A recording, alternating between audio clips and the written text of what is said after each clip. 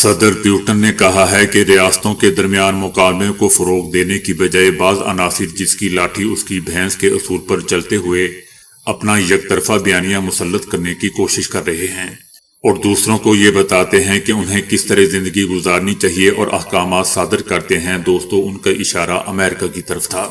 صدر پیوٹن کا کہنا تھا کہ دنیا بھر کے درجنوں ممالک اپنی خود مختار حقوق کی پامالی، افراتفری اور لا قانونیت کا سامنا کر رہے ہیں، جبکہ ان کے پاس اپنے دفاع کے لیے نہ مطلوبہ قوت ہے اور نہ ہی وسائل موجود ہیں۔ روسی صدر کا کہنا تھا کہ ایک معقول اور قابل عمل حل یہ ہے کہ عالمی برادری کے تمام اراکین بین الاقوامی قانون کی پاسداری کریں اور نئے عالمی رجحانات کو مد نظر رکھتے ہوئے ایک منصفانہ کثیر قطبی عالمی نظام کے قیام کی راہ ہموار کریں۔ صدر پیوٹن کا کہنا تھا کہ میں یہ واضح کرنا چاہتا ہوں کہ روس کثیر القطبی دنیا کے نظریے سے مخلصانہ وابستگی رکھتا ہے اور ہمیشہ سے ایک متوازن اور تعمیری خارجہ پالیسی اختیار کرتا آیا ہے۔ ان کا یہ بھی کہنا تھا کہ روس عالمی امور میں اقوام متحدہ کے کلیدی اور مرکزی کردار کو مزید مضبوط بنانے کی وکالت کرتا ہے۔ یہ وہ ادارہ ہے جس نے گزشتہ سالوں اپنی سالگرہ بھی منائی ہے۔ صدر پیوٹن کا کہنا تھا کہ اس کی واضح مثال یوکرین کے بحران کی صورتحال ہے، جو برسوں تک روس کے جائز مفادات کو نظر انداز کرنے اور روس کی سلامتی کے لیے خطرات پیدا کرنے کی دانستہ پالیسی کے براہ راست نتیجے کے طور پر سامنے آئی۔ اس میں نیٹو بلاک کی روسی سرحدوں کی جانب پیش قدمی شامل ہے، جو روس سے کی گئی اعلانیہ یقین دہانیوں کے برخلاف تھی۔ روسی صدر پیوٹن نے اسرائیلی وزیر اعظم نیتن یاہو کو ایران کے معاملے پر ثالثی کی پیشکش کر دی ہے۔ روسی صدر پیوٹن نے ایرانی صدر ڈاکٹر مسعود اور اسرائیلی وزیر اعظم نیتن یاہو سے دوستو ٹیلی فونی گفتگو کی ہے۔ صدر پیوٹن نے نیتن یاہو سے گفتگو میں ایران اور مشرق وسطی کی صورتحال پر تبادلہ خیال کیا ہے، جبکہ انہوں نے نیتن یاہو کو ایران کے معاملے پر ثالثی کی پیشکش بھی کی۔ روس کا کہنا ہے کہ صدر پیوٹن خطے میں کشیدگی میں کمی کی کوشش جاری رکھیں گے۔ اس سے پہلے بھی دوستو ایک امریکی اخبار نے انکشاف کیا تھا کہ اسرائیل اور ایران نے روس کے ذریعے صدر پیوٹن کے ذریعے ایک دوسرے کو پیغامات بھجوا کر یقین دہانی کروائی ہے کہ وہ ایک دوسرے پر پیشگی حملہ نہیں کریں گے۔ صدر ٹرمپ نے ایران پر حملہ نہ کرنے کے فیصلے کے بارے میں بات کرتے ہوئے کہا ہے کہ کسی نے انہیں ایران پر حملہ نہ کرنے کے لیے قائل نہیں کیا۔ ایک صحافی نے صدر ٹرمپ سے سوال کیا کہ کیا عرب اور اسرائیلی حکومت نے آپ کو ایران پر حملہ نہ کرنے کے لیے قائل کیا تھا، جس کے جواب میں صدر ٹرمپ کا کہنا تھا کہ کسی نے مجھے قائل نہیں کیا، میں نے خود اپنے آپ کو قائل کیا۔ ٹرمپ کا مزید کہنا تھا کہ گزشتہ روز ایران میں 800 افراد کو پھانسی دی جانی تھی، لیکن کسی کو پھانسی نہیں دی گئی، اس کا بہت بڑا اثر پڑا۔ صدر ٹرمپ نے دوستو حیرت انگیز طور پر ایران کا شکریہ ادا کرتے ہوئے کہا کہ وہ اس بات کی قدر کرتے ہیں کہ کل جن افراد کو پھانسیاں دی جانی تھی اب ایرانی قیادت انہیں پھانسی نہیں دے گی۔ یہ بھی یاد رہے کہ گزشتہ روز امریکی اخبار نیو یارک ٹائمز نے دعویٰ کیا تھا کہ اسرائیل کے وزیر اعظم نیتن یاہو نے امریکی صدر ٹرمپ سے ایران پر ممکنہ امریکی فوجی حملہ مؤخر کرنے کی درخواست کی تھی۔ نیتن یاہو نے بدھ کے روز صدر ٹرمپ سے بات کی۔ اسی روز امریکی صدر نے یہ بیان دیا کہ انہیں دوسری جانب سے انتہائی اہم ذرائع سے معلومات ملی ہیں، جن کے مطابق ایران میں مظاہرین کی ہلاکتیں رک چکی ہیں اور مظاہرین کی سزائے موت پر عمل درآمد نہیں کیا جا رہا۔ اس سے پہلے بھی دوستو برطانوی اخبار دی ٹیلی گراف نے دعویٰ کیا تھا کہ صدر ٹرمپ نے ایران پر حملے کا فیصلہ آخری لمحوں میں تبدیل کر لیا تھا۔ ٹیلی گراف نے اپنی رپورٹ میں کہا تھا کہ یہ تبدیلی خلیجی ملکوں کی سفارتی کوششوں کے باعث عمل میں آئی تھی۔ سعودی عربیہ، قطر اور عمان نے امریکہ سے ہنگامی مذاکرات کیے اور صدر ٹرمپ کو فوجی کارروائی مؤخر کرنے پر یہ کہہ کر آمادہ کیا کہ ایران کو اپنے اچھے عمل کا مظاہرہ کرنے کا موقع دینا چاہیے۔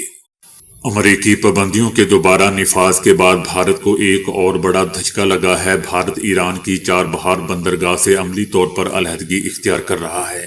بھارتی میڈیا کا بھی کہنا ہے کہ بھارت نے پابندیاں لاگو ہونے سے پہلے ایران کو اپنی طے شدہ $120 ملین کی رقم ادا کر دی ہے، جس کے بعد اب ایران اس سرمایہ کو بھارت کی شمولیت کے بغیر بندرگاہ پر سرگرمیوں کے لیے استعمال کر سکتا ہے۔ چابہار بندرگاہ کی ترقی اور آپریشن کے ذمہ دار public sector company India ports global limited کے بورڈ پر حکومت کے نمائندے بھی اجتماعی طور پر مستعفی ہو چکے ہیں۔ اس کے علاوہ اس کی ویب سائٹ کو بھی غیر فعال کر دیا گیا ہے۔ چابہار بندرگاہ سے خاموشی کے ساتھ علیحدگی کے معاملے پر دوستوں، اپوزیشن جماعت کانگریس کی جانب سے مودی سرکار پر سخت تنقید کی جا رہی ہے۔ کانگریس کا کہنا ہے کہ سوال چابہار بندرگاہ یا روسی تیل کا نہیں ہے، سوال یہ ہے کہ مودی امریکہ کو بھارت کا بازو مروڑنے کی اجازت کیوں دے رہا ہے۔ امریکی دباؤ پر چابہار سے غیر رسمی طور پر پیچھے ہٹنا خارجہ پالیسی میں نئی کمزوری کو ظاہر کر رہا ہے۔ یاد رہے دوستوں کہ سال 2024 میں بھارت نے 10 سال کے لیے ایران کی چابہار بندرگاہ کا انتظام سنبھالا تھا۔ روسی صدر پیوٹن نے پاکستان اور روس کے ہر دن کے ساتھ بڑھتے ہوئے تعلقات کو خوش آئند قرار دیا ہے۔ صدر پیوٹن کا کہنا ہے کہ روس پاکستان کے ساتھ قریبی تعاون جاری رکھے گا۔ پاکستان شنگھائی تعاون تنظیم کا رکن بھی ہے اور یہ خطے کی سب سے بڑی علاقائی تنظیم ہے۔ صدر پیوٹن نے دونوں ممالک کے تعلقات کو ایک دوسرے کے لیے حقیقی معنوں میں مفید قرار دیا اور کہا کہ روس باغ تعلقات حقیقی معنوں میں باہمی طور پر مفید ہیں۔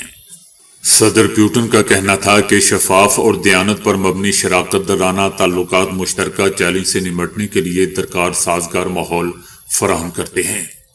امن خود بخود قائم نہیں ہوتا بلکہ اسے روزانہ کی بنیاد پر استوار کرنا پڑتا ہے، اور یہ ایک نہایت ہی محنت طلب عمل ہے۔ ہمیں امن کے حصول کے لیے مسلسل کوشش، ذمہ داری کا احساس اور شعوری فیصلے کرنے کی ضرورت ہوتی ہے۔ صدر پیوٹن کا کہنا تھا کہ عالمی ماحول بتدریج خراب ہو رہا ہے، پرانے تنازعات شدت اختیار کر رہے ہیں جبکہ کشیدگی کے نئے اور سنگین محاذ بھی کھل رہے ہیں۔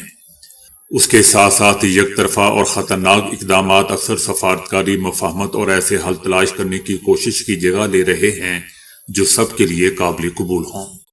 ایران نے دوستوں G7 ممالک کا بیان مداخلت پسندانہ قرار دیا ہے۔ ایران کا کہنا ہے کہ ایران میں تشدد میں اسرائیلی کردار کے ناقابل تردید شواہد موجود ہیں۔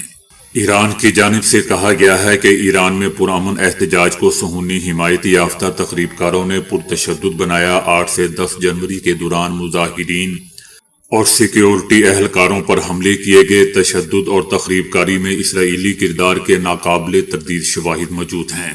امریکی اور اسرائیلی حکام کے بیانات تشدد پر اکسانے کے واضح ثبوت ہیں۔ ایران کا دوستوں کہنا ہے کہ ایران پرامن احتجاج کا حق کا احترام کرتا ہے، آئین کے تحت شہری حقوق کا پابند ہے، ریاست شہریوں کے تحفظ اور امن و امان برقرار رکھنے کی مکمل ذمہ داری نبھائے گی اور بیرونی سرپرستی میں تخریب کاری کے خلاف قومی سلامتی کا دفاع کیا جائے گا۔ ایران کا یہ بھی کہنا ہے کہ G7 ممالک کا ایران کے اندرونی معاملات پر بیان مداخلت پسندانہ ہے۔ انسانی حقوق کے نام پر امریکی قیادت میں G7 کا دوہرا معیار بے نقاب ہو گیا ہے۔ G7 ممالک خود انسانی حقوق کی سنگین خلاف ورزیوں کے مرتکب ہو رہے ہیں۔ ایران کا دوستوں یہ بھی کہنا تھا کہ فلسطینی عوام کی نسل کشی میں G7 ممالک اسرائیل کے ساتھ براہ راست شریک ہیں۔ G7 کو انسانی حقوق پر کسی کو لیکچر دینے کا اخلاقی جواز حاصل نہیں۔ ایرانی قوم 2025 میں اسرائیلی حملوں میں شہری اموات کو فراموش نہیں کرے گی۔ ایران نے کہا ہے کہ G7 ایران کے داخلی معاملات میں غیر قانونی مداخلت بند کرے، غیر قانونی پابندیاں ختم کرے اور انسانی حقوق کو سیاسی ہتھیار نہ بنایا جائے۔ انسانی حقوق کے نام پر تشدد اور تخریب کاری کی حوصلہ افزائی کی جاتی ہے اور اس کو ہم ناقابل قبول سمجھتے ہیں۔ سعودی عربیہ نے عزا عطیہ کرنے والے 200 افراد کے لیے شاہی اعزازات کا اعلان کر دیا ہے۔ سعودی حکومت نے کہا ہے کہ خادم الحرمین شاہ سلمان بن عبدالعزیز نے عزا عطیہ کرنے والے 200 شہریوں کو king Abdul Aziz medal 3rd class دینے کی منظوری دی ہے۔ یاد رہے دوستوں کہ عزا عطیہ کرنے والوں کے لیے اعزازات کا اعلان انسانی ہمدردی کے جذبے کو سراہنے اور دیگر شہریوں کو بھی عزا کے عطیات دینے کی ترغیب دینے کے لیے کیا جاتا ہے۔ افغانستان پر قابض طالبان رجیم کو سفارتی محاذ پر مسلسل ناکامیوں کا دوستوں سامنا کرنا پڑ رہا ہے۔ روس کا کہنا ہے کہ افغان مسئلے پر روس کا امریکہ کے ساتھ نہ کوئی رابطہ ہوا ہے اور نہ ہی اس سال کوئی اجلاس۔ روس اور امریکہ نے افغانستان کے حوالے سے کوئی براہ راست مذاکرات بھی نہیں کیے ہیں۔ دوسری طرف ٹرمپ انتظامیہ نے افغان باشندوں کی امریکہ میں آبادکاری کے لیے قطر میں قائم کیمپ بند کرنے کا فیصلہ کیا ہے۔ افغانستان سے انخلا کے بعد افغان باشندوں کو عارضی طور پر اس کیمپ میں رکھا گیا تھا۔ صدر ٹرمپ نے کہا ہے کہ 8 مہینوں کے دوران امریکہ میں کوئی غیر قانونی طور پر داخل نہیں ہوا ہے۔ ان کی انتظامیہ نے غیر قانونی تارکین وطن کو امریکہ میں آنے سے روک دیا ہے۔ انہوں نے دعویٰ کیا کہ 1 سال پہلے معیشت بے جان تھی، لیکن آج کروڑوں کی سرمایہ کاری ہو رہی ہے۔ ایران کے حوالے سے انہوں نے بات چیت کرتے ہوئے کہا کہ ایران کی جوہری افسودگی کی صلاحیت کو ختم کر دیا گیا ہے۔ انہوں نے ایک دفعہ پھر یہ بات دہرائی کہ انہوں نے پاک بھارت سمیت 8 جنگیں رکوائی۔ پاکستانی وزیر اعظم نے کہا کہ میں نے کروڑوں جانیں بچا لی۔ امریکہ نے صدر ٹرمپ کے منصوبے کے تحت غزہ بورڈ آف پیس کے ارکان کے ناموں کا اعلان کر دیا ہے۔ میجر جنرل جیسپر جیفرز عالمی استحکام فورس کے کمانڈر مقرر کیے گئے ہیں۔ وزیر خارجہ مارکو روبیو، ٹرمپ کے نمائندہ خصوصی اور امریکی صدر کے داماد بھی بورڈ آف پیس میں شامل ہیں۔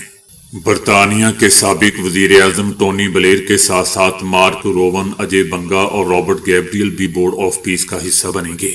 غزہ میں بورڈ آف پیس کا قیام دوستو صدر ٹرمپ کے امن منصوبے کا حصہ ہے۔ یہ بورڈ سیکیورٹی، انسانی امداد اور تعمیر نو کے منصوبوں میں ہم آہنگی کو یقینی بنانے کے ساتھ ساتھ فلسطینی اتھارٹی اور نظم و حکومت میں اصلاحات کی راہ بھی ہموار کرے گا۔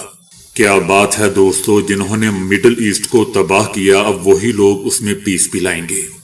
دنیا میں اس سے بڑا مذاق اور کیا ہو سکتا ہے۔